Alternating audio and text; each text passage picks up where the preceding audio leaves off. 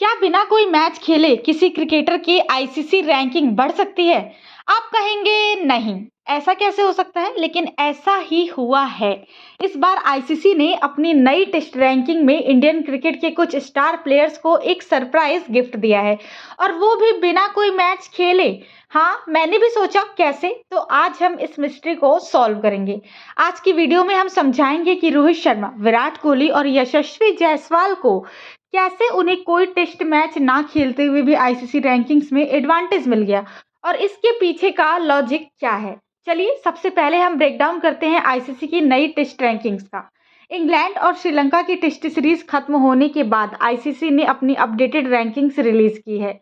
जो root England के star batsman जो अभी नंबर 1 पोजीशन पर बने हुए हैं, उनकी रेटिंग 899 है, लेकिन उनका फर्क केन विलियमसन से अब कम हो गया है क्योंकि श्रीलंका के अगेंस्ट लास्ट टेस्ट मैच में रूट का परफॉर्मेंस उतना जबरदस्त नहीं था। इसी तरह टॉप 4 में बाकी players Kane Williamson, Daryl Mitchell और स्टीव स्मिथ की पोजीशंस में कोई बदलाव नहीं हुआ है।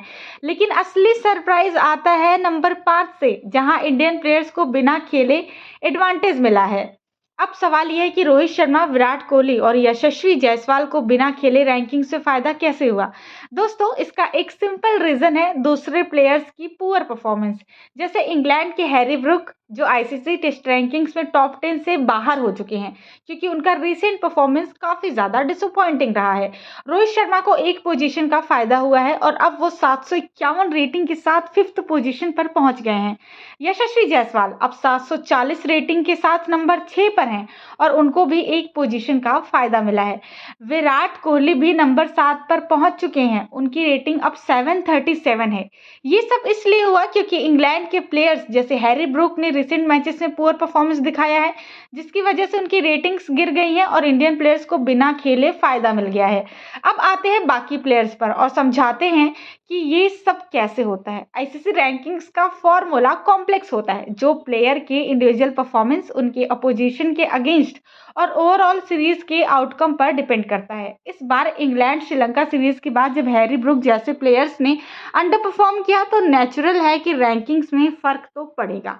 ऐसे में उन प्लेयर्स को फायदा होता है जो पहले ही हाई पोजीशंस पर थे, जैसे कि रोहित, विराट और जायसवाल।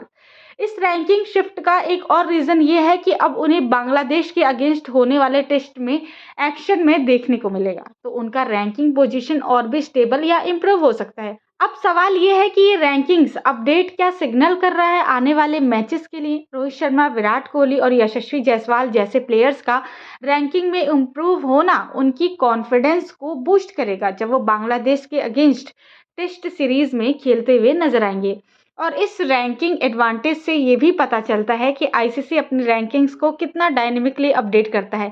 मतलब सिर्फ मैचेस खेलकर नहीं, लेकिन दूसरे प्लेयर्स के परफॉर्मेंस से भी आपकी रैंकिंग्स डिसाइड हो सकती है। लेकिन ये भी इम्पॉर्टेंट है कि हम देखें कि ये रैंकिंग्स शिफ्ट सिर्फ एक टेम्पररी एडवांटेज है या नहीं। आने वाले मैचेस में सब कुछ क्लियर हो जाएगा। तो ये भी एक रिमाइंडर है कि क्रिकेट में कुछ भी हो सकता है। तो दोस्तों, अब देखते हैं कि ये रैंकिंग्स चेंजेस इंडियन क्रिकेट के लिए कितना इम्पैक्टफुल होता है। बाकी आपको कैसी लगी वीडियो कमेंट सेक्शन में कमेंट करके हमें ज़रूर बताएं और साथ ही साथ हमारे चैनल को लाइक, शेयर और सब्सक्राइब करना बिल्कुल भी ना भूलें।